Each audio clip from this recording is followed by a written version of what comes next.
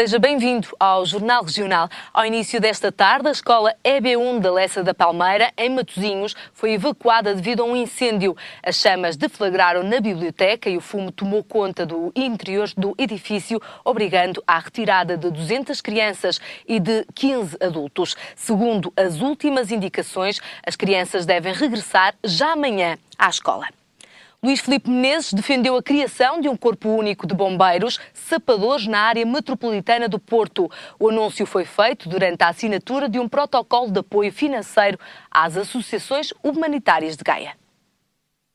O município de Gaia vai já, a partir do próximo ano, cobrar uma taxa municipal de proteção civil às grandes empresas nacionais do concelho. O anúncio foi feito durante a assinatura de um protocolo de apoio financeiro às associações humanitárias de bombeiros voluntários do concelho. Este ano, em época de crise, em que baixa tudo no país, o subsídio aos bombeiros voluntários em Gaia aumenta em Gaia 10%. E este ano, com este subsídio, fora a subsidiação para obras, temos uma subsidiação direta aos bombeiros, somada nos anos que eu sou Presidente, a rondar os 6 milhões de euros. Ora, penso que podíamos ter feito melhor, podíamos com certeza. Nomeadamente, se a ideia que tivemos e que defendemos e que trabalhámos e que colocámos à frente dos senhores deputados da Assembleia da República, dos diferentes governos, tivesse ido por diante, que era a introdução de uma taxa municipal de proteção civil. O autarca gaiense adiantou que o próximo presidente da Câmara do Porto deverá liderar outro combate, no sentido de reforçar os apoios financeiros aos bombeiros. No entanto, Luís Filipe Menezes foi mais longe e defendeu mesmo a criação de um corpo único de bombeiros sapadores na área metropolitana do Porto. Eu acho que um futuro presidente da Junta Metropolitana do Porto tem que ter o sentido de responsabilidade de pensar no problema de uma outra maneira. O Porto e Gaia não precisam de bombeiros voluntários, bombeiros sapadores. A área metropolitana do Porto precisa de um corpo especializado de bombeiros sapadores, que não tem. Mas, segundo ainda a autarca gaiense, outros desafios se avizinham para as corporações de bombeiros, nomeadamente na renovação de gerações. O principal é, de facto, o rejuvenescimento e o alargamento de quadros. Estamos, neste momento, numa situação limite quanto ao número de quadros que temos e quanto ao nível etário desses quadros. Projetos do já candidato à autarquia do Porto pelo PSD. Seguimos com a atualidade regional. Está encontrado mais um candidato às autárquicas 2013. Eduardo Vítor Rodrigues é o nome do PS na corrida a Vila Nova de Gaia. O candidato foi anunciado ontem pela Comissão Política Conselhia do PS Gaia, que deu conta de um enorme consenso com 58 votos a favor e 10 votos em branco. 693 é o gasto médio dos turistas que visitam o Porto e o norte de Portugal. O número traduz um aumento de 10% face a 2011. O estudo foi realizado pelo Instituto de Turismo em parceria com a Entidade Regional de Turismo do Porto e Norte de Portugal e com o Aeroporto Francisco Sá Carneiro entre os meses de julho, agosto e setembro deste ano. Segundo o mesmo estudo, o principal motivo que trouxe os turistas ao Porto e ao norte de Portugal continuou, entre julho e setembro, a ser o lazer. 75% dos turistas viajaram para a região com o intuito de gozar férias. São os cidadãos de Espanha e França que mais visitam o Porto, seguidos dos ingleses e também dos italianos. A lei que limita os mandatos dos autarcas tem gerado grande polémica, muito pela candidatura de Luís Filipe Menezes ao Porto. Há quem defenda que a lei da limitação o proíbe de dar o salto para o município vizinho. Mas, ao que parece, é mesmo possível. Em 2007, a Comissão Nacional de Eleições emitiu um parecer segundo o qual é possível a um autarca que tenha atingido o limite de mandatos candidatar-se a outras autarquias. O documento, datado de 3 de julho de 2007, surge em resposta a um pedido de informação da Junta de Freguesia de Mina, na Amadora. Ontem, o Presidente da Câmara de Barcelos apresentou o plano e o orçamento para 2013 da autarquia. Miguel Costa Gomes garante como prioridades o apoio às freguesias, à educação, à ação social, turismo e juventude, dizendo que este será um orçamento que não prejudica aquilo que é essencial para os barcelenses. O autarca sublinhou ainda o esforço na redução da dívida da Câmara em mais de 13 milhões de euros desde o ano 2008. Marco António Costa esteve em Vila Nova de Gaia para inaugurar a creche do Centro Social Candal Marco. O secretário de Estado aproveitou a ocasião para destacar o papel importante de todos os voluntários. Tem capacidade para 33 crianças, a creche e o berçário Jardim da Régia, nas antigas instalações da Escola Régia, inaugurada no último fim de semana. As instalações estavam há 3 décadas abandonadas e estão agora a funcionar desde 12 de novembro. A inauguração na freguesia de Santa Marinha contou com a presença do secretário de Estado da Solidariedade e Segurança Social, que, em casa, não poupou elogios ao projeto. Como autarca, tive a oportunidade de estar com o Sr. Presidente da Junta a discutir a possibilidade de se concretizar isto, a trabalhar com ele e com a direção deste centro nas soluções e a disponibilizar os mecanismos e os meios que a autarquia coloca ao serviço e colocou ao serviço para tornar possível esta obra, e também nesta fase destes 15 meses acompanhado do lado do Poder Central as ansiedades e os problemas que a obra teve para ser resolvida. Eu queria vos dizer que tenho inaugurado muitas obras. Tenho estado ao longo da minha vida como autarca, como deputado, como membro do Governo pela segunda vez, em muitos sítios. Mas não há obra física, como foi já hoje aqui dito, que substitua o trabalho dos funcionários que vão estar nesta casa. O carinho desses funcionários, o seu profissionalismo, a sua dedicação, a sua atenção às crianças que lhe vão ser confiadas. O secretário de Estado não quis deixar de dar uma palavra aos voluntários que aqui trabalham e, de resto, a todos os que ajudam as instituições sociais do país.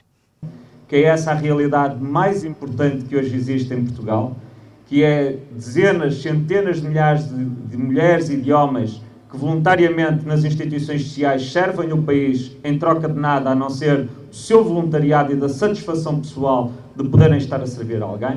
A nova creche, que começou a ser pensada em 2006, insere-se no Centro Social Candal Marco e teve um investimento global de 400 mil euros. Uma obra significativa para Santa Marinha, que agora soma mais valências na educação infantil. Hoje assinala-se o Dia Mundial da Televisão, uma efeméride proclamada pelas Nações Unidas em 1996. Por cá, há 55 anos que a televisão faz parte da vida dos portugueses. Começou por vestir-se de preto e branco, essa tal janela para o mundo que em Portugal foi aberta em 1957. Primeiro com um canal, depois 2, 3 e 4. As duas cores multiplicaram-se tantas e tantas vezes que agora a televisão aparece como uma paisagem fiel da realidade. Neste Dia Mundial da Televisão, olhamos para trás e vemos que hoje nada é como antes. O também chamado quadrado mágico passou a ser um retângulo com muitas e cada vez mais polegadas. Hoje multiplicam-se televisores dentro das casas, mas afinal já não é preciso estar em casa ou no café da vila para ver televisão. Hoje, através de um clique na internet ou no seu telemóvel, pode ver televisão em direto ou rever programas que agora se encontram no grande arquivo que é a rede. Dos 4 canais, passamos a ter um leque vasto de escolha com a chegada do cabo, outro tanto na internet com a chegada das TVs online. Se fosse hoje o Parlamento português, não teria que interromper os trabalhos, como fez em 1977, para assistir ao último capítulo da novela Gabriela. Hoje, escolhas e instrumentos não faltam para que cada um tenha uma grelha de programas pessoal. A televisão é mais interativa e para já não se revela desatualizada. Pelo contrário, tem ido de encontro às necessidades dos espectadores. Mantém-se, portanto, mágica, sem medo de se mostrar e de convidar todos a fazerem parte dela. Por isso, é de esperar que mais aconteça. Há quem diga que só faltou cheiro à televisão. Nos próximos anos, a ver vamos se continua a faltar. O Shopping Grande Plaza abriu as portas para receber uma exposição de animais exóticos. Um dos projetos do dono e responsável por esta exposição é abrir um museu de animais vivos na Baixa Portuense.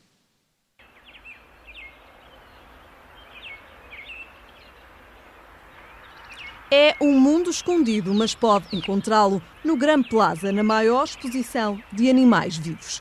Vítor Carvalho tem mostrado vários animais um pouco por todo o mundo e está entre os 9 maiores colecionadores do mundo. Pretende abrir um museu vivo na Baixa Portuense, mas enquanto isso não acontece, tem mostrado um pouco dos seus animais por todo o país. Antes de criar aqui na Baixa do Porto, fazer um museu vivo de animais que não existe em nenhuma parte do mundo um museu vivo. E a Baixa do Porto está a precisar de algo que chame tanto os turistas nacionais como os estrangeiros para a Baixa do Porto. É um projeto que vou começar as negociações a partir da próxima semana e vamos ver. O ambiente é o mais parecido com o habitat natural de cada uma das espécies e, segundo Vítor Carvalho, não existe entre as diversas espécies nenhuma venenosa. E algumas únicas na Europa. Serpentes, lagartos, tarântulas, baratas, escorpiões, são mais de 130 espécies presentes nesta mostra. Escolhemos os mais importantes, os mais emblemáticos, desde os aracnídeos aos lagartos, às cobras. E é de salientar, temos aí cobras tão raras que só existe, por exemplo, temos uma espécie que só existe a 2 casais em toda a Europa. Nós temos um casal adulto, que se decorrer bem conforme a nossa ideia, a partir de março já teremos bebés das mesmas e que vão ficar connosco para depois ficarem adultas, tornarem-se a reproduzir. Fazemos uma grande produção delas e depois na qual vamos devolvê-las ao habitat natural.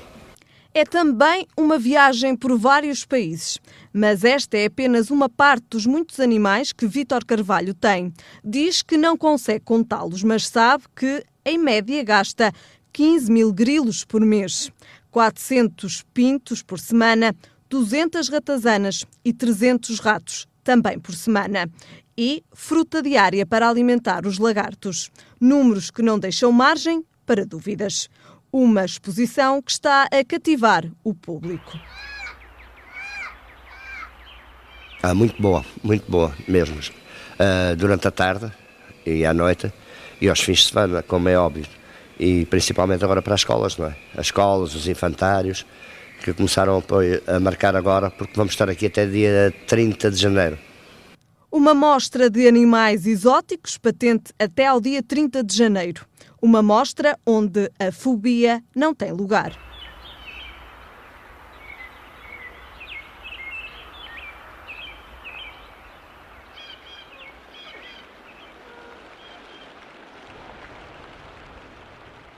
Inauguramos neste Jornal Regional hoje a rubrica de Direito com Joana Santos Pinto.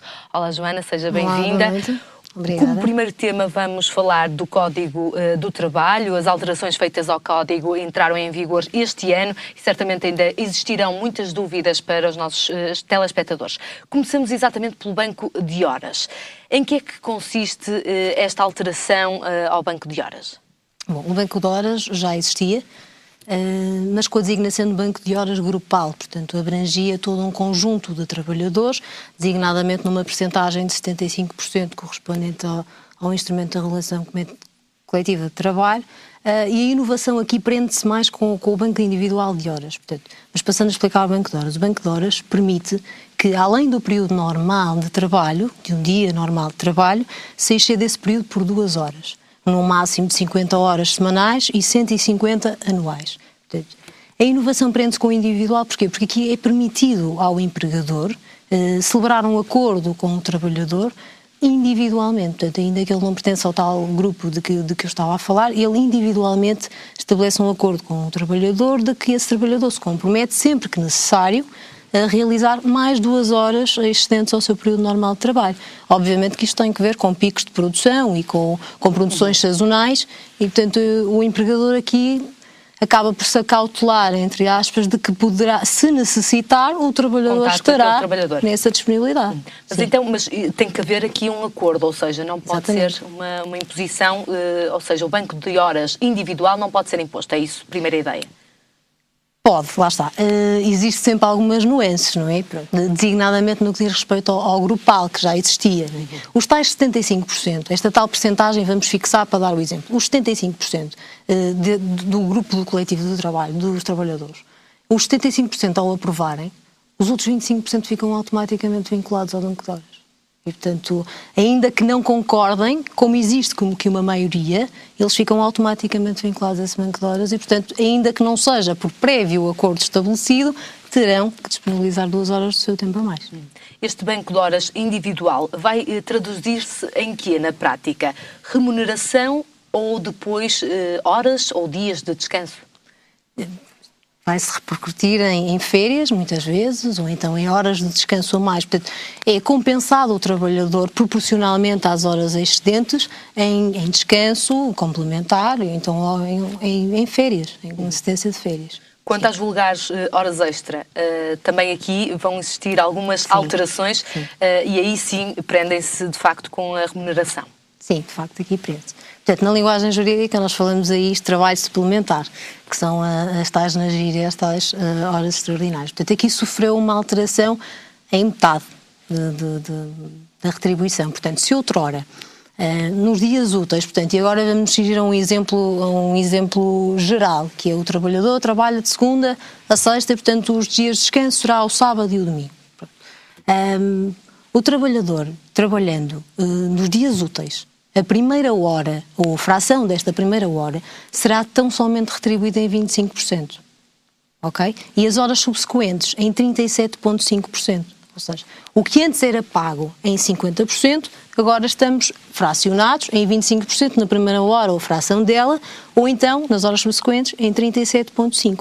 Já no que respeita aos dias de feriados ou descanso complementar ou obrigatório, a remuneração que outrora era de uma percentagem de 100% passou para metade, não é? Para 50%. Portanto, isto é uma redução significativa, não é? E que também tem os seus quês, que criticamente também se pode apontar que estamos a embaratecer a nossa mão de obra, não é? E, portanto, estamos a comparar a países emergentes, como por exemplo a China, a Tailândia, que tem uma mão de obra muito barata, quando poderíamos estar a competir com outros países que se prendem pela qualidade do produto, pelos avanços tecnológicos. O próprio código está a embaratecer a mão de obra. Exatamente.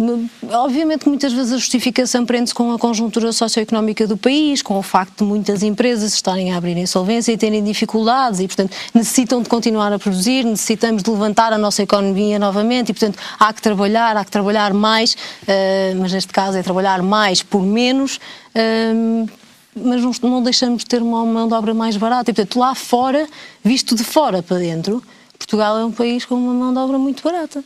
Atualmente. E, portanto, nós nunca, neste ponto de vista, não nos vamos conseguir comparar a outras potências que não com países que também têm uma mão de obra muito barata. De momento, países, lá está, emergentes, como já referiste há pouco. De resto, este Código de Trabalho tem efeitos retroativos, ou seja, estas medidas que estamos aqui a falar, desde o banco de horas individual, desde as novas remunerações nas horas extraordinárias, têm efeito para todos, são válidas para todos os contratos? Daqui para a frente, sim.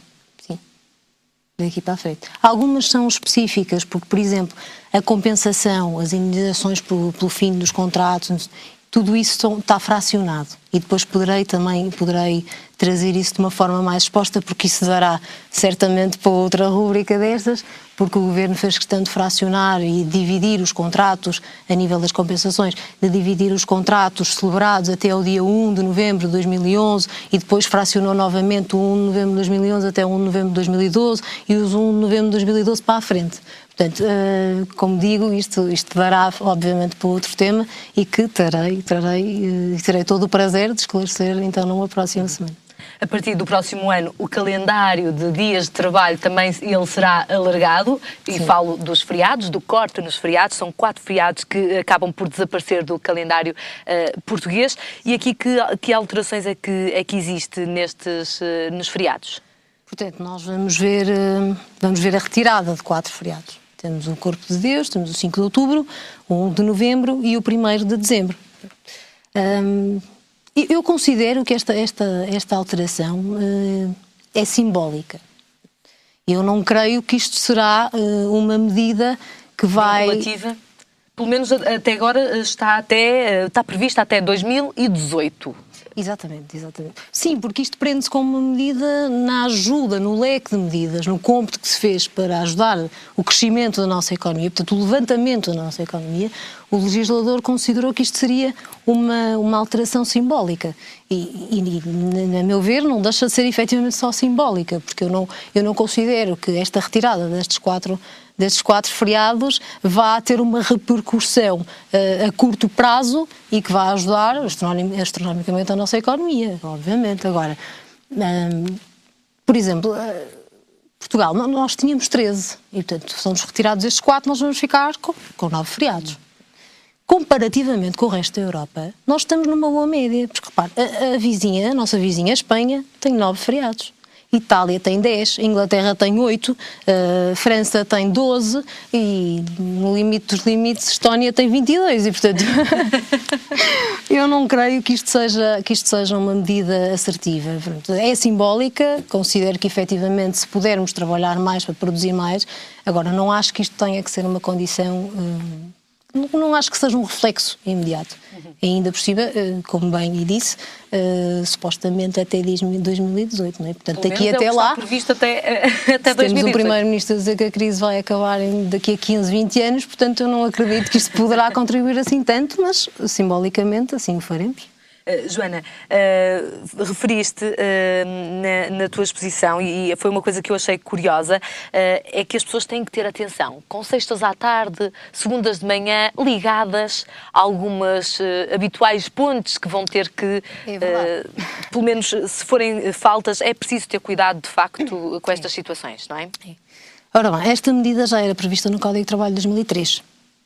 E, entretanto, perdeu-se pela alteração legislativa para o Código de 2009 e veio agora esta alteração novamente, portanto foi repescada do Código de 2003. Isto é, e é preciso ter atenção a isto e é bom que se considere isto. Um trabalhador a faltar, e volto a ir buscar aquele exemplo que dei há pouco do trabalhador normal, de segunda a sexta, sábado e domingo, só para termos a ideia daquilo que eu vou dizer. Um trabalhador que falte uma sexta-feira inteira, ou parte dela, uma sexta à tarde, ou então uma segunda-feira inteira, ou uma segunda-feira de manhã, isto vai ser considerado uma falta. Seja justificada, é uma falta. O problema é que vamos pegar nesta falta e vamos descontá-la nas férias. Portanto, mesmo trabalhador, que seja, por exemplo, justificada medicamente. Mesmo que seja justificada medicamente. Como disse, justificada ou injustificada.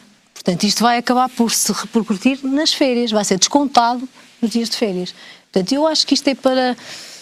Acho não, tenho a certeza que isto é para não permitir certas lascividades por parte do trabalhador e, portanto, estamos a acabar com feriados, estamos a abolir pontos e, portanto, se estamos todos por um bem comum, então que também o seja, e não vamos fazer fins de semana prolongados, não vamos... Pronto, e isto aqui o trabalhador tem que ter efetivamente em atenção. Basicamente vamos passar a escolher os dias para adormecer. Para adormecer. Apetece-me dizer agora que vamos passar a escolher os dias para sexta-feira à tarde, segunda de manhã é proibido estar doente ou ficar doente, mas aqui não, o espírito da lei e daquilo que nós vamos sabendo implica sempre a boa-fé das pessoas, dos cidadãos. Claro que sim, claro que sim. Um bom trabalhador, não é? O designado bom trabalhador, um bom homem médio de família. Bem, e vamos mudar ainda as renovações também de contratos, é algo que eu creio que é algo muito, muito importante, uma vez que o vínculo que se tem com a entidade empregadora acaba por também ser importante nesta altura em que estamos e na conjuntura em que vivemos. Joana, o que é que vai alterar em relação às renovações? Elas vão ser um pouco mais estendidas, ou seja, a pessoa não vai, ou o cidadão não vai poder ficar com uma efetividade ao fim de 3 renovações, é isso? Exatamente, sim. Mas esta alteração, deixe-me dizer, Delfina, esta alteração veio já em janeiro deste ano. Portanto, isto é uma lei autónoma, há que estamos aqui a falar do código que entrou agora em vigor a 1 de agosto, portanto isto é uma lei que entrou em 10 de janeiro, portanto é a lei número 3 de 2012, entrou em 10 de janeiro e que vem permitir o quê? Além das 3 renovações que são possíveis durante 3 anos nos contratos de trabalho sem termo, perdão, nos contratos de trabalho com termo, são permitidas mais 2 renovações extraordinárias. Portanto, estamos como que a estender uma precariedade, não é? E estamos a incentivar a contratação sem termo, com termo. Não é? Mas estas cartas, estas regras do jogo, se me permites, têm que estar explícitas logo na primeira contratação ou poderão não estar? Ou seja, a entidade pode ir renovando conforme quiser ou tem que dizer que, de facto, a pessoa vai ter que passar por 5 renovações contratuais para ter um vínculo mais estreito com a entidade empregadora? Não, o trabalhador ao contratar... Portanto, o trabalhador, ao assinar um contrato destes, já tem que ter essa noção que aquele contrato, para já, pode ser renovado ou não. Logo à primeira. Não é? Portanto, logo à primeira. Mas sabe que ao empregador assiste o direito de o renovar por mais uma, por mais 2 ou por mais 2 extraordinárias. Portanto, por 5. Por 5. Num cômputo é por 5. Sim. 3 que já eram concebíveis, portanto, conforme estávamos a falar há pouco, e mais 2 que foram concedidas a nível extraordinário.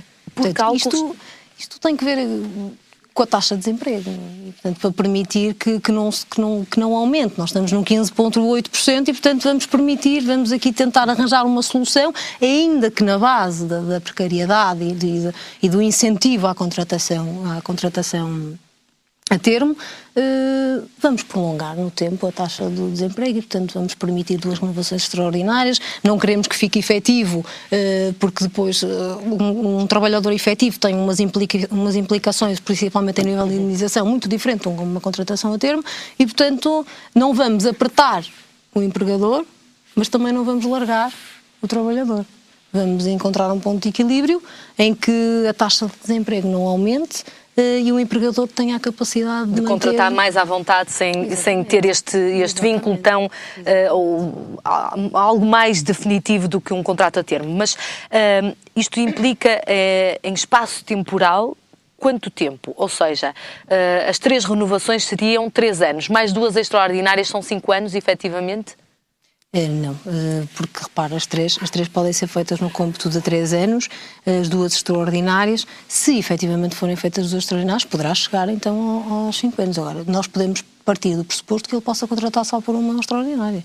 Não é obrigado a contratar pelas 2 extraordinárias. Não é? Agora, o que lhe é permitido é que eles podem andar nesta situação 3 anos, podem andar mais um, sim, 5 anos. É isto que está em vigor no nosso Código de Trabalho. Bem, o tempo chegou, este tempo da nossa rubrica chegou ao fim, Joana. Para a semana, se calhar, não sei se pegamos novamente neste Código de Trabalho, uma vez que ainda tínhamos aqui alguns pontos para explicitar. Marco o encontro contigo, então, de hoje a 8 dias, na próxima quarta-feira. Até lá, então, uma boa semana. A rubrica de Direito no Jornal Regional, aqui às quartas-feiras. Seguimos com este jornal com as previsões do tempo para amanhã. É um pouco nublado em geral para todo o território, que escapa quinta-feira à chuva. Quanto às máximas, 14 graus para o Porto, 16 graus para Lisboa e 18 graus de máxima para Faro. A informação está de regresso amanhã a partir das 19. Até lá, fique bem.